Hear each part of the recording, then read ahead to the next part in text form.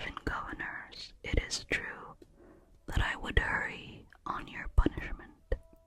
Jafar, we are in sorry case, said the Khalifa. Tell her who we are, or she may kill us. Which is exactly what we deserve, said Jafar. Then said the Khalifa, there is a time for being witty and a time for being serious. There is a time for everything. Now first of all, the eldest girl approached the calendars and asked them, are you brothers? To this they answered, no, by Allah, we are only poor men of the poorest, who live by cupping and scarifying. Then she turned to one of them and said, were you born without one eye? As God lives, I was not. He answered, but the tale of the way I lost my eye is so extraordinary that if it were written with a needle in the corner of another eye, yet would it be a lesson to the circumspect. The second and the third made the same kind of answer. Then all three said, each of us was born in a different country. The stories of our lives are strange, and our adventures pass the marvelous. Well then, said the girl, each of you must tell his story and the reason of his coming to our house. Should the tale seem good to us, each then may make his bow and go his way. The first who came forward was the porter, and he said, my queen, I am a porter, nothing more. Your cateress here gave me things to carry and led me to you. You know well what happened to me after I got here. If I refuse to be more particular, you know why. That is all my tale. I will not add another word to it, and Allah bless you. Then said the eldest girl, get you gone, make your bow, and let us see the last of you. But, said the porter, no, by God, I will not stir until I have heard the tales of these friends of mine. Then the first calendar came forward to tell his tale and said, mistress, I'm going to tell you the things which led up to the shaving of my beard and the loss of my eye. Know that my father was a king, and that he had a brother who was king over another city. Also, it was fated that on the day of my birth, a son was born to my uncle. Years passed, and my cousin and I grew to manhood. I must tell you that it was my custom from time to time to visit my uncle and stay some months with him. The last time I visited him, my cousin gave me great and generous welcome, killed the finest sheep for me, clarified the rarest wines in my honor. When we had drunken and the wine had somewhat got the better of us, my cousin said to me, dear friend and best loved cousin, I have a favor to ask of you, which I beg you not to refuse.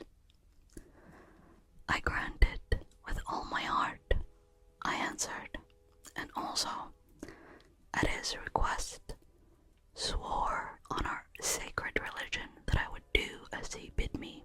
Thereon he went away and came back in a few minutes with a sumptuously dressed, delicately perfumed lady, accoutred in everything with great expense. Pointing her out to me, he begged me to take her and to precede him to a certain tomb, lying in the middle of many others, whose exact situation he pointed out to me, as I could not refuse because of my oath. I led the lady with me to the tomb under the dome, of which we entered and sat down to wait for my cousin. Soon he joined us, bringing with him a vessel of water, a sack containing plaster, and a little axe. With this axe he lifted the stones of the slab of the tomb, one by one, and dug in the earth beneath till he exposed a cover about the size of a small door. This he opened, and below it I saw a vaulted stairway. Turning to the woman, my cousin said, "It is for you to choose." And without a word, the lady went down the stairs and disappeared. Then said my cousin to me, "Cousin, this is what you must do to complete your vow. When I have gone, put back the cover and the earth, mix the plaster, and so plaster down the stones that none can say someone has been opening this old tomb. It is quite possible, for I have been working here a year and only Allah knows it." Then adding, "My only grief is that I am going away from you, dear cousin." He went down the stairs and was lost in the depths of the tomb. When he had gone from sight, I fastened down the cover and worked at the tomb till it appeared untouched. Returning to my uncle's palace, I found that he was away hunting, so I lay down and slept all night.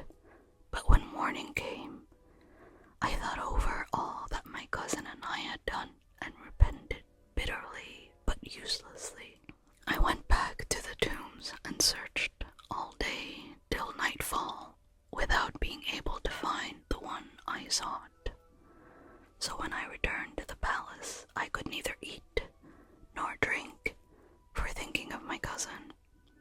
I lay all night in pain, and at daybreak returned to the burial ground, grieving that I had hearkened to my cousin and searching in vain among all the tombs. Having hunted for 7 days without finding the one into which he had gone down, I grew almost mad, and both to rest my mind and to distract my grief, set out on the return journey to my father's country. No sooner had I come to the gates of the city than a rabble rushed out at me and bound my arms to my side. I was utterly astonished, seeing I was the prince of that place, and that among those men were servants of my father and my own young slave. "Alas, alas, what has happened to my father?" I said to myself, and then began to question those who had bound me without receiving any reply. But finally, one of my young slaves, who was among them, said to me, "Fate has gone up against your father. His soldiers have mutinied, and the vizier has killed him. We were set here in ambush to wait your coming." They took me up, more dead than alive with grief at the death of my father, and brought me into the presence of the vizier who had killed him. Now there was an ancient enmity between me and this vizier, which had come about through my passion for shooting with arbalest. For one day, while I was on the terrace of our palace, a great bird lit on the terrace of the vizier's palace, where the vizier happened to be walking. I fired, and missing the bird, hit the vizier in the eye and put it out, as had been ordained by Allah, as it is written. God writes for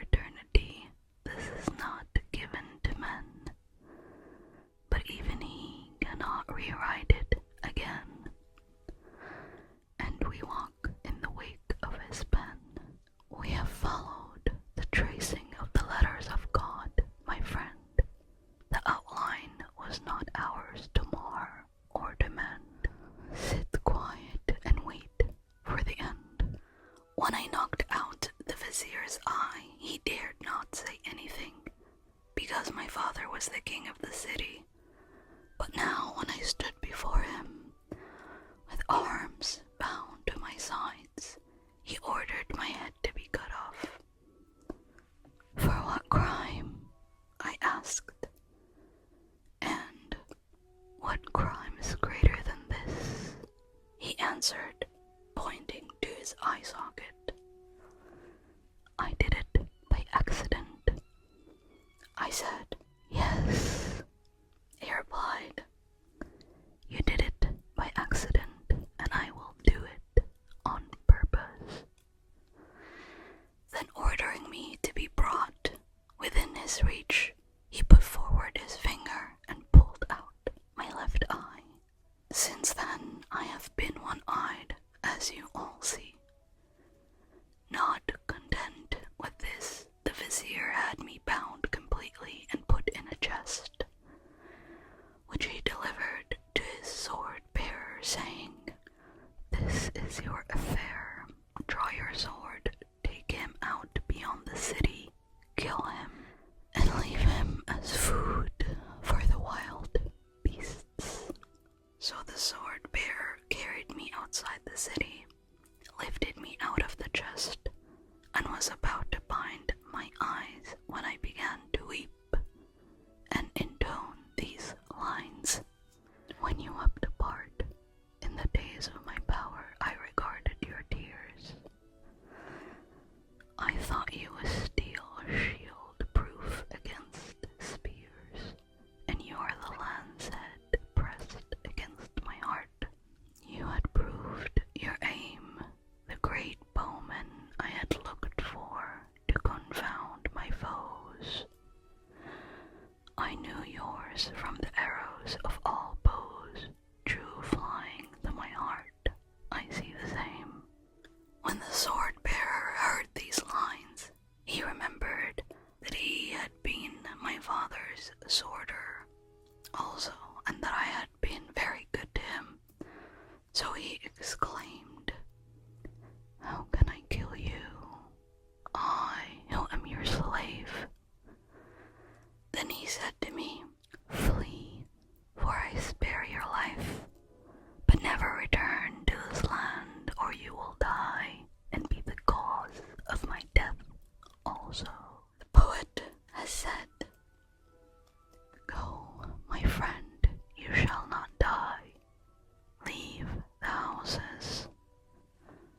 There are other lands to try, full of free carouses. It is not a silly thing to be put on when the whole world breaks in spring for you to set your foot on.